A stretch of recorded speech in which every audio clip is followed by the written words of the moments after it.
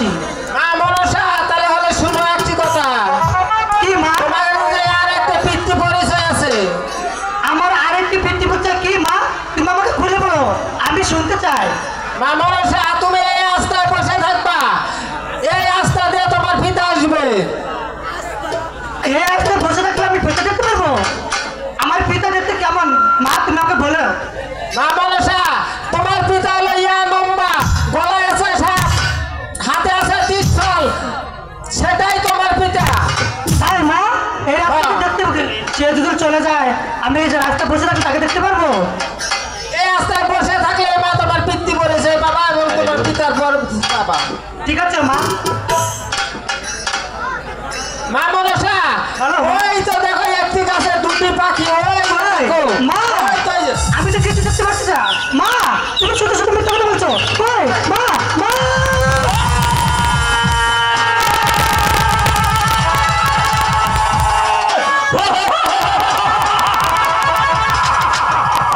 অনেকদিন হয়ে যায় যাই না কৈলাসে, তাই মনে পড়েছে কৈলাসের কথা। কৈলাস আছে মহামণি, তার সাথে সাক্ষাৎ করে শীতল করব এই মন প্রাণকে।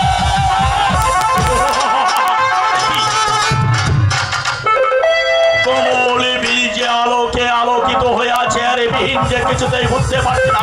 প্রতিদিন যাই আমি এই কমল বিলতে কৈলাস নগরে ধর্ম প্রচারের উদ্দেশ্যে। আজ কেন কমল বিল আলোকে আলোকিত হয়ে আছে এর বিহীন না বুঝে আমি যাবো না এখান থেকে।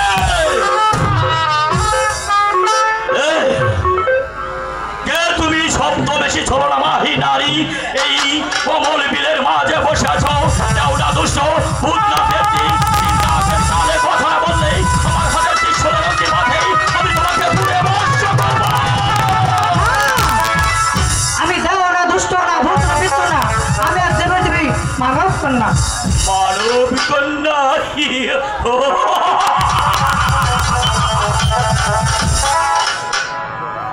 ওগো কন্যা উঠো, ভুলানো ফুটানো যৌবন তুমি সুধাই আমাকে পাগল করে তুলেছ।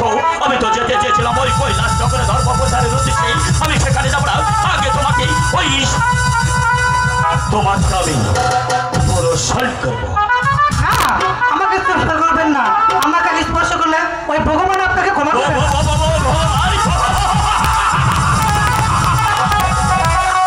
ভগবানের দোহাই দিয়ে কোনো আমার হাত থেকে রেহাই পাবে না। আমি তোমাকে চোর করে ধরে পুষ্পরতি করে আমি তো তোমাকে আমি তো মেয়েকে বসে আছে আমার পিতার অপেক্ষায়, আর আমি আমার পিতা দেখবো, আমার পিতার সাথে সে পঞ্চপট চলে যাবো। তোর পিতার অপেক্ষায় তুই এই কোমল বিলের মাঝে বসে আছিস এবং কি তোর পিতা এই রাস্তাতে আসবে আর তোর পিতার সাথে সাক্ষাৎ করে তুই যাবি পঞ্চপুর শহরে। পঞ্চপুর শহরে বা কেন যাবি? আর তোর পিতাই বা কেন এই রাস্তাতে আসবে? আর তোর পিতাকে দেখলে তুই তাকে কিভাবে চিনবি?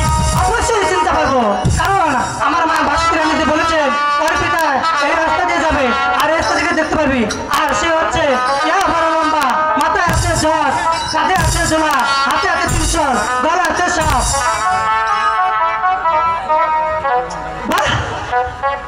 কি এই তো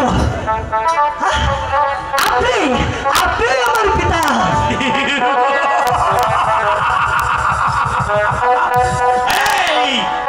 আমি তো প্রথমেই দেখে এমন একটা কিছু টার্গেট করেছিলাম, তুই আমাকে দেখার সাথে সাথেই পিতৃর পরিচয় দিবি। আমি তোর পিতা হতে যাবো কেন? আমি তোর কোনো কথাই শুনতে চাই না। আমি তোকে জোর করে ধরি, আমি নিয়ে যাবো পুষ্পরতি করাই।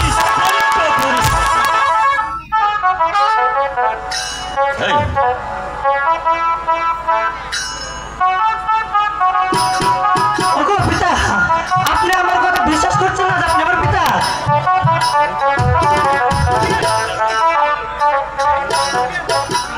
ওগো পিতা, এই তো আমি আপনার গাছে প্রতিজ্ঞা করছি, ওই ভগবানের দীপিকা বলছি, আপনি আপনি আমার পিতা। তুই আমার গাছে যে স্পর্শ করে বলেছিস, ওই ভগবানের নামে দিব্যি খেয়ে বলেছিস তুই আমার উরুষের কন্যা। তা কি করে হয় আমি যে কিছুতেই বুঝতে পারছি না।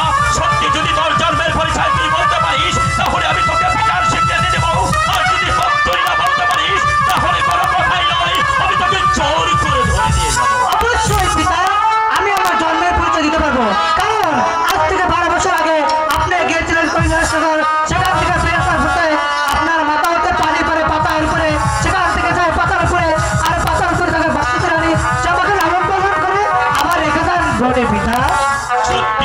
বেশ কন্যা, আজ থেকে অনেক দিন আগে গিয়েছিলাম কৈলাসনগরে, সেখান থেকে ফেরার পরেই একই ফোঁটা সেকে মনে পড়ে যায় কমল বিলের মাঝে। সেখান থেকে যদি তোর জন্ম হয় তাহলে যে তুই আমার উরুষের কন্যা, আমি যে তোকে পিতার স্বীকৃতি দিচ্ছি। ওগো কন্যা, বলুন পিতা। আমার জানতে আমি তোর সাথে অনেকে ভুল ভ্রান্ত করেছি, তাহলে তুই আমার কন্যা হয়ে আমাকে ক্ষমা কর। ও পিতা, এ কি করছেন আপনি?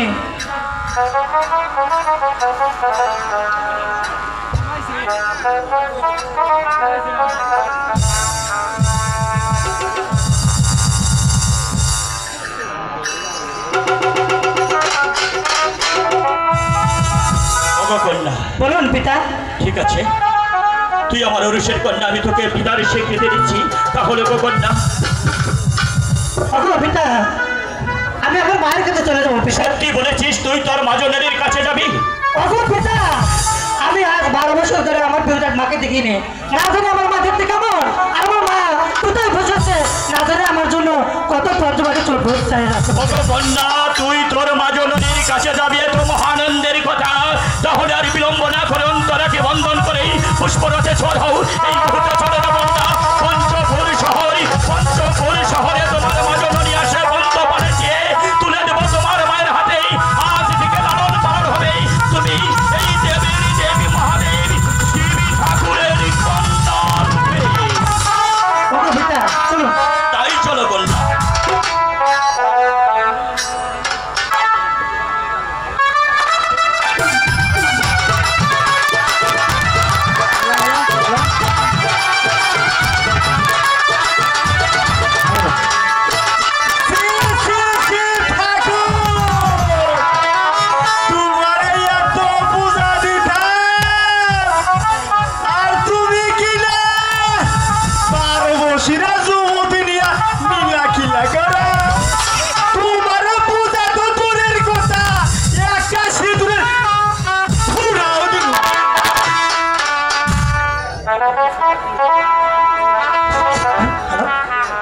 ওগো কন্যা, ওগো পিতা, চলে এসো।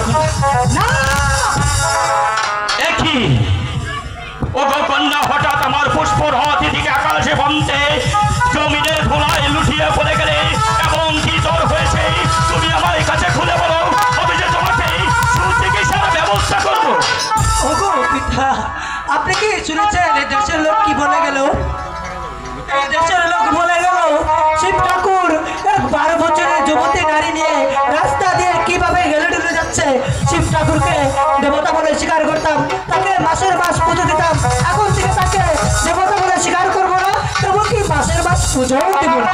ওগো কন্যা, কে কি বলে গেল সেদিকে কর্ণপাত না করে, কে ভক্তি কে পূজন জলি দেবে না সেদিকে কর্ণপাত না করে তুমি আমার পুষ্পরথে ঝড় হও। এই মুহূর্তে চলে যাবো পঞ্চপুর শহরে তোমার মাজনী বসে আছে, পঞ্চ পানে দিয়ে তুলে দেবো তোমার মায়ের হাতে। চলে এসো। ওগো পিতা, আমি আপনার সাথে যেতে রাজি আছি, কিন্তু একটি শর্ত আছে। যদি আমার শর্ত রাজি হন তাহলে আমি আপনার সাথে যেতে রাজি আছি। ওগো কন্যা, এবং কি তোমার শর্ত আমাকে পালন করতে হবে। তুমি যে আমার উরুষের কন্যা, এবং কি তুমি আমার কাছে যাবে, এবং শর্ত আমি তোমাকে উপায় দান করলাম, তুমি আমার কাছে বলে বলো। ওগো পিতা, আমি আপনার কাছে যা চাবো, আমি যা কিছু বলবো আপনি সব মেনে নেবেন, এবং কি আমার কথা এবং আমার কথা পালন করবেন। ওগো কন্যা, তুই যে আমার উরুষের কন্যা, তুই আমার কাছে যাবি, যা চাবি যদি আমার দেবার থাকে তাহলে এই মন প্রাণ উজাড় করে দেব। ঠিক আছে পিতা, আমি আপনাকে যা চাবো আপনি কিন্তু আমাকে তাই দিবেন বলেছেন। ঠিক আছে পিতা, তাহলে বলুন ওই ভগবানের দিব্যকে বলুন, এবং কি আমার গাছে গোচরকে বলুন, আমি আপনার কাছে যা চাবো আপনি উজাড় করে আমাকে তাই দিবেন। ওগো কন্যা, এবং কি তুই আমার কাছে চাবি, তোর কাছে ভস্য করে বলতে হবে, ওই ভগবানের নামে তৃপ্তি খেতে হবে। এই তো আমি তোর কাছে ভস্য করে বললাম, ওই ভগবানের নামে তৃপ্তি খেয়ে বললাম, তুই আমার কাছে যা চাবি, আমার কাছে যদি দেবার থাকে এই মন প্রাণ উজাড় করে দেবো তোকে। ঠিক আছে পিতা, আপনি বলেছেন ওই ভগবানের দিব্যকে বলেছেন এবং আমার গাছে গোচরকে বলেছেন, আমি আপনার যা চাবো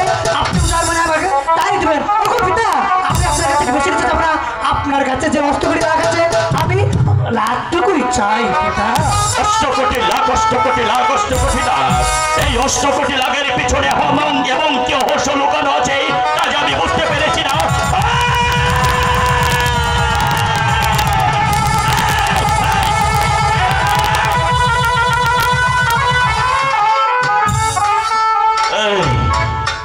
সময় মাত্র তোর সাথে পরিচয় হয়েছে। এই 8 কোটি লাখের পিছনে এবং কি রহস্য লুকানো আছে বলে না বললে আমার হাতের ত্রিশূলে তোকে। না ওগো পিতা, আপনি তো বলেছিলেন যে আমি আপনার মেয়ে, আমরা আপনার কাছে যা চাবো আপনি উদ্ধার করে তাই দিবেন। ও ভগবানের দিব্যিকে বলেছিলেন এবং কি আমার গাছ চোখকে বলেছেন। ওগো পিতা, আপনি আপনার ওয়াদা পালন করতে পারেন নাই। আমার দুঃখ যেদিকে চায় আমি সেদিকেই চলে যাচ্ছি। ইচ্ছে করলে তুমি এখান থেকে চলে যেতে পারো না, কারণ তুমি দেবের দেবী মহাদেবী শিব ঠাকুরের কন্যা। তুমি যদি এভাবে এখান থেকে চলে যাও এই পৃথিবীর মানুষ আমাকে দেবতা বলে স্বীকার করবে না, মাসে মাসে ভক্তি ভজন জলে দেবে না, আমাকে দিবেই ঘৃণায় শিক্ষার। তাই আমি কি বলেছিলাম জানো? বলুন পিতা। আমার কাছে অনেক অনেক ক্ষমতাধারী জিনিস আছে, সেই সব থেকে তুমি আমার কাছে চেয়ে দাও, আমি এই মন প্রাণ উজাড় করে তোমাকে দেব। ঠিক আছে পিতা, আপনি আমাকে যা দিবেন উজাড়বেন আমি তাই নিব। এবং কি পিতা, আমি আপনার কাছে যা চেয়েছি আমি তা পাবো, কিন্তু আমি 8 কোটি লাখ ছাড়া আমি অন্য কিছু নিব না পিতা। তুমি যে একদম ছোট মানুষ, এই 8 কোটি লাখের ভর সহ্য করতে পারবে না। তাই বলেছি তুই 8 কোটি লাখের কথা ভুলে যা। না পিতা, আমি কিছুতেই বলবো না, কারণ আমার 8 কোটি লাখই দরকার পিতা। 8 কোটি লাখ আমি যে ওই ভগবানের নামে দিব্যিকে বলেছি, আমি যে তোর কাছে স্পর্শ করে বলেছি, আমি যদি তোকে এই মুহূর্তে আমি যদি 8 কোটি লাখ না দেই তাহলে আমার যে সর্বোপরি সব ধ্যান বন্ধ হয়ে যাবে। আমি ভয় করবো না, আমি তোকে যে 8 কোটি লাখ তোর হাতে অর্পণ করি।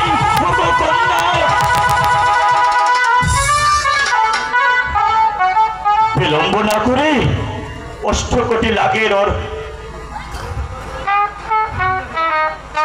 হে কন্যা, 8 কোটি লাখে তোমার হাতে তুলে দিতে পারি, কিন্তু 8 কোটি লাখের পিছনে যে রহস্য লুকানো আছে এই রহস্য যে তোমাকে তাবিল করতে হবে। তুমি যদি পারো তোমাকে 8 কোটি লাখ। ওগো পিতা, আপনি একটি কেন হাজার হাজার শত শত শর্ত যদি বলেন আমি সব কিছুই মাথা পেতে নিতে রাজি আছি পিতা। কন্যা, তোমার হাতে তুলে দেবো 8 কোটি লাখ, অর্পণ করে দেবো 8 কোটি লাখ। 8 কোটি লাখ এরই পারবি, তুমি অবলম্বী, তুমি গরিবী দুঃখী মানুষের মাঝে করবে অন্যায় অত্যাচারী। তুমি শুধু এই পৃথিবীর মানুষ দিতে চাবে না তোমাকে ভক্তি পূজঞ্জলি, তাই আমি তোমাকে জানিতে যাচ্ছি 8 কোটি লাখ তোমার হাতে দিব। পারবি এই পৃথিবীতে যে মায়ের একই সন্তান আছে সেই সন্তানকে তুমি এই 8 কোটি লাখ ধ্বংস করাতে পারবে না। আমি তাও মেনে নিলাম। তুমি তাও মেনে নিয়েছ? ভগকন্যা, 2 নম্বর শর্ত, কান খুলে মন দিয়ে শোনো। এই পৃথিবীতে যার নুল খাবে তার গুণ গাবে, তার সাথে সারা জিন্দি নিমহারা বিক্রি করতে পারবে না। তুমি তাও মেনে নিয়েছো? হ্যাঁ পিতা, কারণ আপনি 3 নম্বর শর্ত, কান খুলে মন দিয়ে শোনো। পুষ্পর তোমাকে আমি অর্পণ করে দেবো 8 কোটি লাখ দেবার পূর্বে তুমি যদি এই 8 কোটি লাখ দিয়ে গরিব দুঃখী মানুষকে অন্যায় অত্যাচার করে তুমি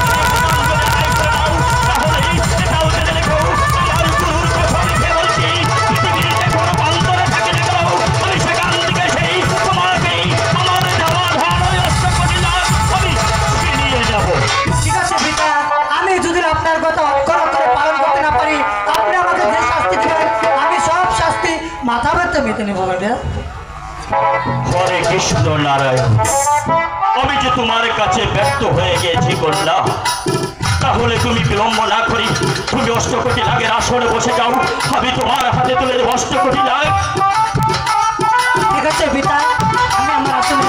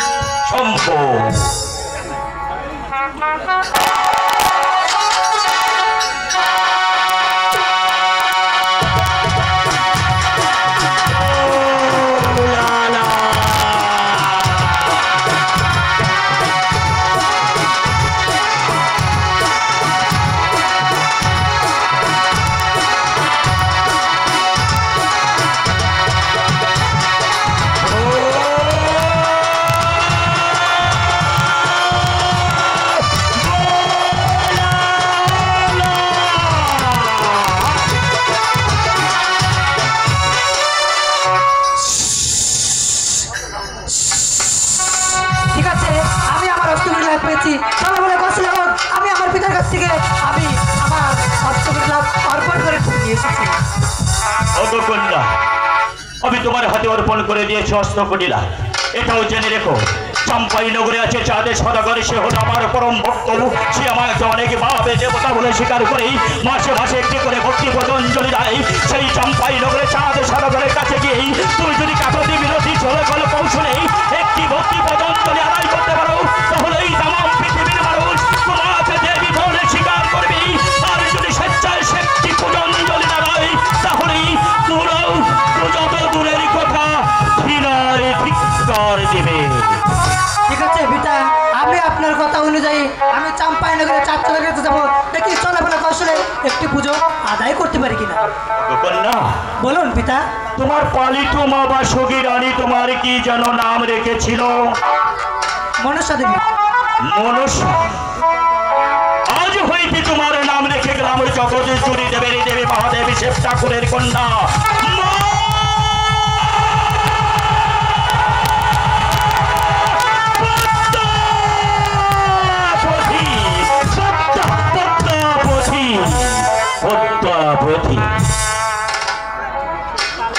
হরে কৃষ্ণ হরে নারায়ণ।